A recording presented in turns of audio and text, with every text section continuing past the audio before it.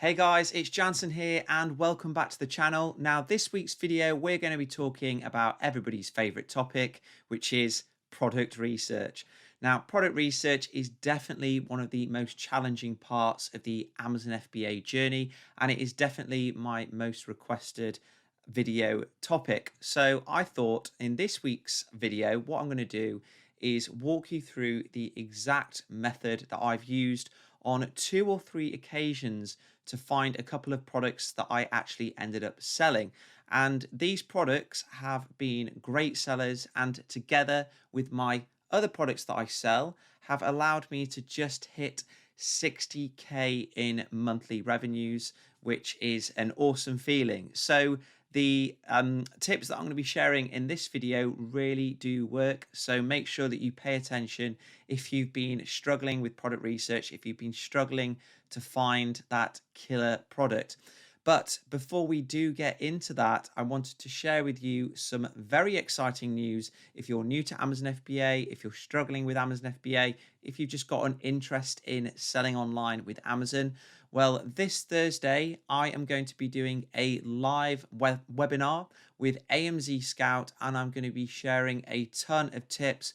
We're going to be covering my 5 steps to success. So how to find products, how to source them, how to launch, everything that you need to know if you want to get started with Amazon FBA. So I will put a link to register for that in the description below. It's completely free. It's going to have a Q&A session, and it's going to have a giveaway as well. A couple of giveaways throughout the session where you're going to get the opportunity to win some Amazon gift cards. So make sure that you register for that. It's going to be this Thursday and it's going to be awesome. So without further ado, let's now jump straight into the computer, and I'm going to show you the exact steps that I followed to find my last few products that I've launched, which have ultimately allowed me to generate that 60k in monthly revenues. So as soon as you're sat in front of a computer, you can basically just copy the steps that I'm about to go through with you now.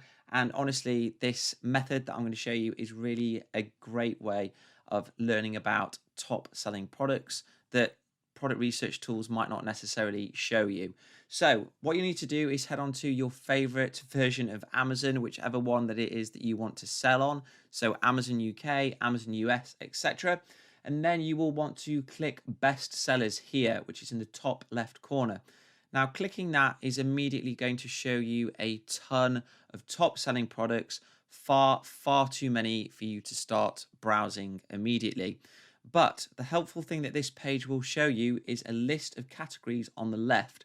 And if you click into any of these categories, you'll then be shown an even bigger list of subcategories. And you can then click into those to see subcategories and subcategories and so on.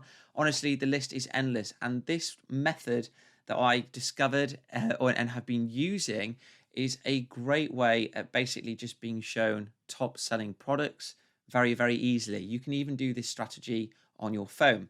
Now, before we actually start clicking into any of those categories, so I can show you the process next to follow, it's important that you understand that every category doesn't lend itself best to selling Amazon FBA products. So, for example, there are certain categories here on the left that might sell products that probably aren't going to do well as an Amazon FBA product because they're too heavy, they're too fragile, they're not really products that you can private label, etc., etc. So in my experience, from what I have learned over the past nearly 4 years of selling now, the best type of categories are beauty, home and garden, garden and outdoors, DIY and tools, grocery. There's quite a lot of products in grocery that aren't applicable, but also when you start drilling down into the subcategories, there are quite a few, so just be mindful of that when you do go into it. Pet supplies, toys and games, baby products, health and personal care, and sports and outdoors. So it's quite a long list there. I will put them all on the screen so you can write them down or take a screenshot. But honestly, just trust me, the other categories outside of that can sometimes just result in you being shown a ton of products that aren't suitable for Amazon FBA because, like I said, they're too heavy, they're too fragile, they might break easily, they're complex, they're electronic, etc., etc. So with that in mind, let's now go through this little method that I like to follow that can show you, with relative ease, top selling products where there could still be opportunities. So if we look on the left here at this long list of categories, the first thing that I would do if I were you is just pick one out of that list that I've just gone through there, that you're kind of interested in, like, generally. So if I take a look now, I might say, okay, what about home and kitchen? That could offer some opportunities. I'm quite interested in homeware products, and so on and so on. And you can see now what it's showing me is Amazon's best sellers within the home and kitchen category, which is a huge category. So we can't start analyzing any products yet. We want to keep diving in a bit deeper. So you can see in the left here, we've got some more subcategories: arts and craft, bathroom, bedding and linens, etc., etc. So what I would do again is just click into one that you're interested in. So I might be saying, or I might be thinking rather, what about bathroom? Let's see what's in there. So once you click into bathroom, again, you're going to be shown an array of products, and you can start to do your analysis here. You can start to look at products and think, is this something that I think, I could possibly source from China or wherever, something that I could sell, something that I can improve upon.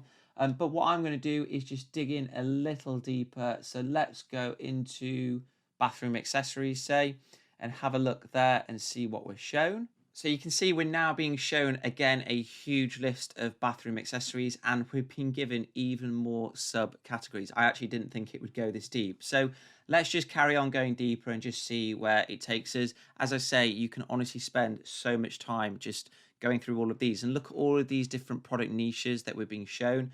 At the moment, it's actually fairly strange. So we've got a bathroom decor set, which is Christmas related. That's not something I would recommend given it's seasonal. We want to be selling something all year round.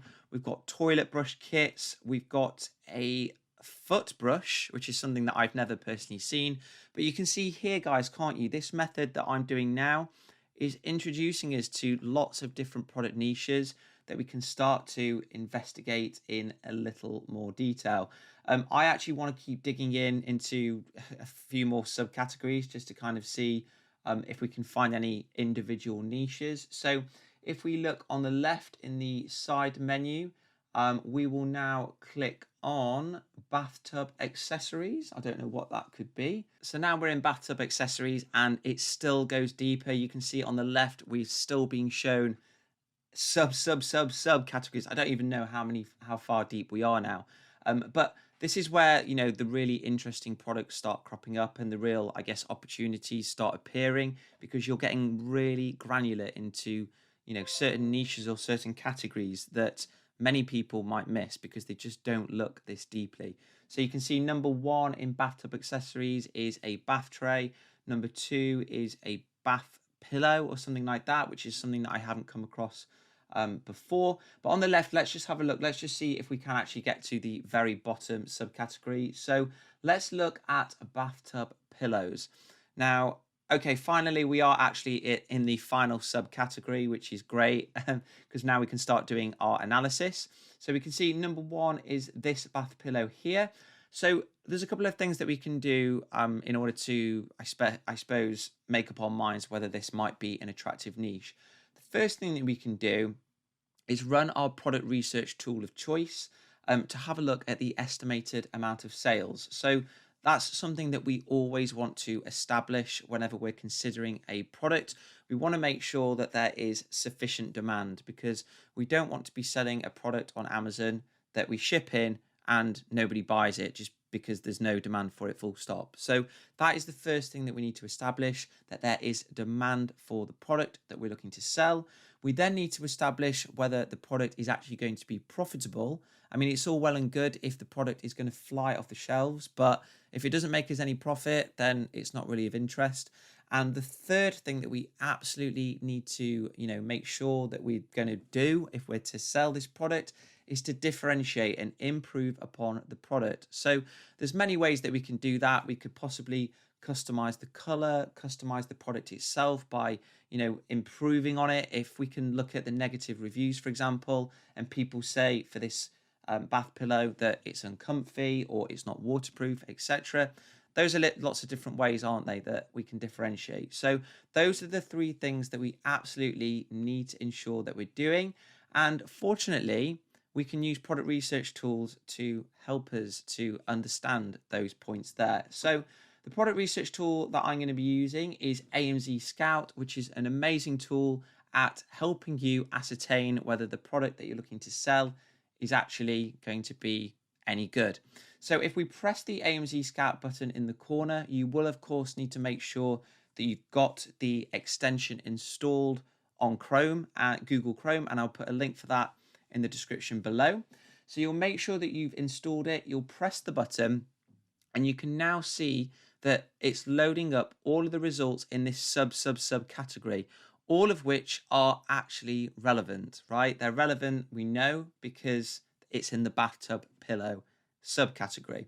If you did want to just kind of, double check whether they were indeed relevant, so some may have cropped in that aren't, you can just simply move your mouse over the listing picture, and you can see here so far they all are relevant. But if one, for example, wasn't, like this one here, I don't really know why links is in there, you just simply move your mouse to the left here where the cross is and you click it. And we want to do that. We only want to be shown products that are relevant, so that when we're doing our analysis of sales in the niche, we've got a good understanding of sales that we're likely to achieve as well. So believe it or not, guys, but despite being in the bathtub pillow category there, quite a lot of the results that were shown were actually irrelevant. They were nothing to do with bathtub pillows. So that is why it does always make sense just to double check the listings by rolling your mouse over each image to make sure that it's relevant. So I just spent the past minute or so just removing anything that wasn't relevant. So now everything here in this sales snapshot is related to bathtub pillows. And what we're going to do now is look at the results that AMZ Scout is showing us to help inform us as to whether this is a suitable niche for us to investigate further. So the first column of interest that we're going to be looking at is the price column. And what we're looking to see here is a minimum price within the niche of at least £10 or $12, depending on the marketplace that you're looking to sell in. And the reason that we don't want to go much lower than this is because if we do, then in all likelihood, the profit per unit is going to be very small and it's not going to be worth our while. So if we look down the list of prices for each listing, we can see that in this niche, we've got an average, I'd say, of around £20, perhaps a little higher. According to AMZ Scout, the average is £18.34. But despite seeing that, I would always cast your eye down the list just to make sure that that calculation has been done correctly. So that is a tick. Remember, we don't want to be priced lower than that £10 or $12 mark. And similarly, we don't want to be in a niche that is far too expensive, because if it is too expensive, then customers might think twice about it. They might be clicking and costing you money if you're advertising and not buying, and just basically reducing your profits.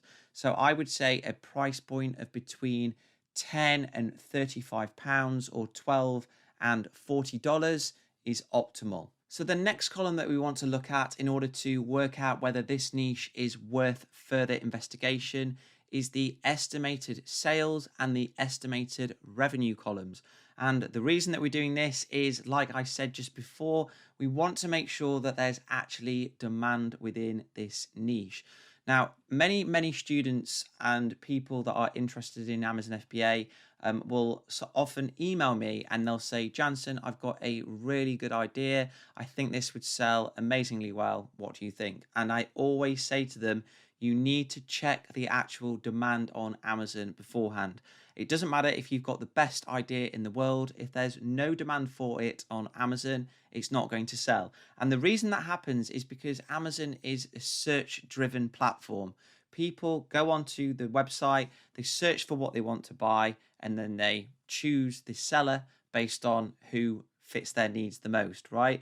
So always make sure whenever you're doing your product research and looking to sell a product, that you check the level of demand. So that is why we're going to be looking at the estimated sales and estimated revenue columns. And what I always like to look for is at least 5 sellers. So 5 sellers within your niche that are making a revenue of at least £3,000 or $4,000, and at least, I'd say, 300 sales per month.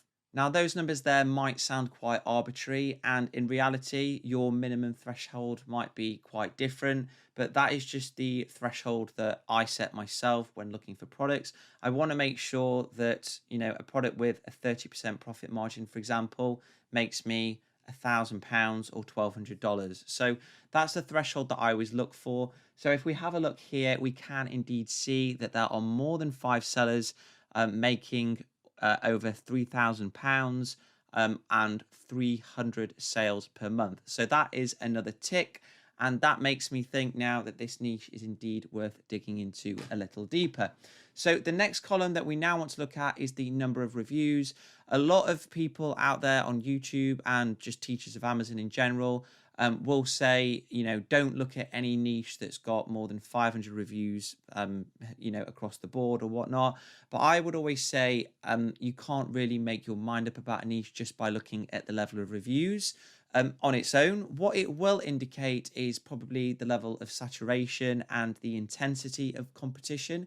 So if there are tons and tons of sellers that have got, over 500 reviews, then that might indicate that it's going to be a little harder to compete, to differentiate, etc. But it's not a hard, fast rule. So what we'll do here is look down the rows and just kind of see if there are any sellers with less than 500 reviews that are selling quite well.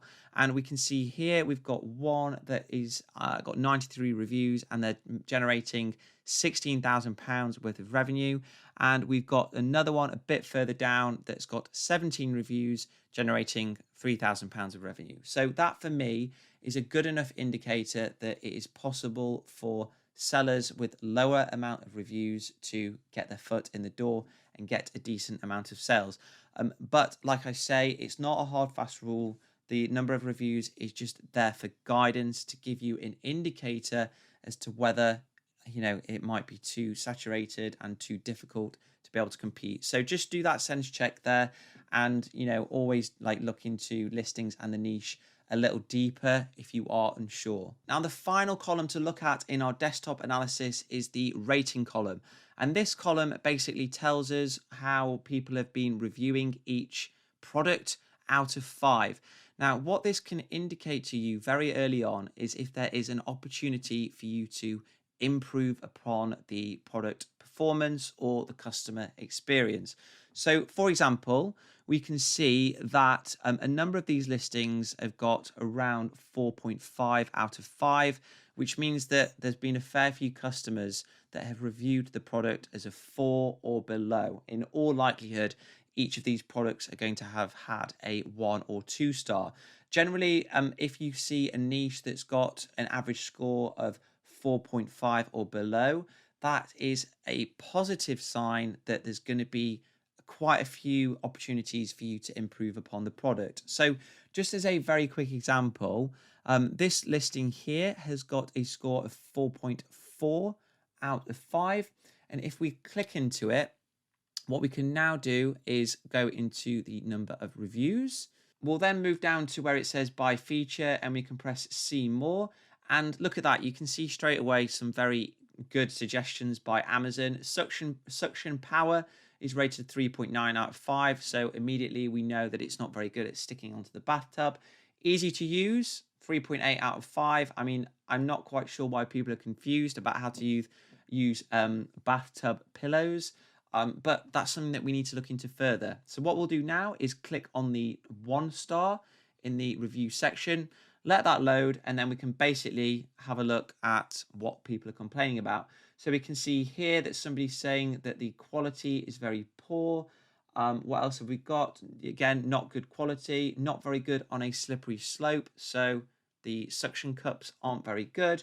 And basically the common theme is poor quality. So there you go, straight away we can find an opportunity to improve upon the product, which is by finding better suction cups and finding something that is a bit more durable. So you can see there from that quick exercise of browsing categories and subcategories on Amazon, we've been introduced to a product that has a high amount of demand because it's a top seller, and we've verified that with AMZ Scout. And with AMZ Scout, we've also verified that indeed the minimum price threshold has been met, that the minimum revenue threshold has been met, and that there is an opportunity for us to improve upon the product. Now, that is the initial desktop analysis that you should do for every product niche that you look into on Amazon. Of course, there's further analysis that you should be doing as well. So that's looking at profitability, for example. But for that, you'll need to be contacting suppliers. And I've run through that on a previous video. So I will put a link for that video of how to do that in the corner now. But this exercise here, guys, is honestly such a great way at being able to quickly understand whether a product niche that you found is worth investigating in more detail. And like I said earlier, that is the exact method that I used to find my last 2 products that I've launched on Amazon. Now, as I also did mention earlier on in the video, I'm going to be running a live training session this Thursday where I'm going to be doing this exercise in a lot more detail because we're going to have a lot more time. And I'm going to be showing you the exact steps to follow, in addition to this, to source products, to launch products, and to scale products to the moon. So make sure you sign up to that. There's going to be giveaways. We're going to have a Q&A, and it's going to be a lot of fun. That's this Thursday evening, completely free. All you need to do is register your details in the description box below. So I hope to see you there, guys. Let me know what you think of this method, if you have any recommendations yourself or other top tips. And yeah, I hopefully will see you this Thursday. If not, enjoy your weeks, and I'll see you next time.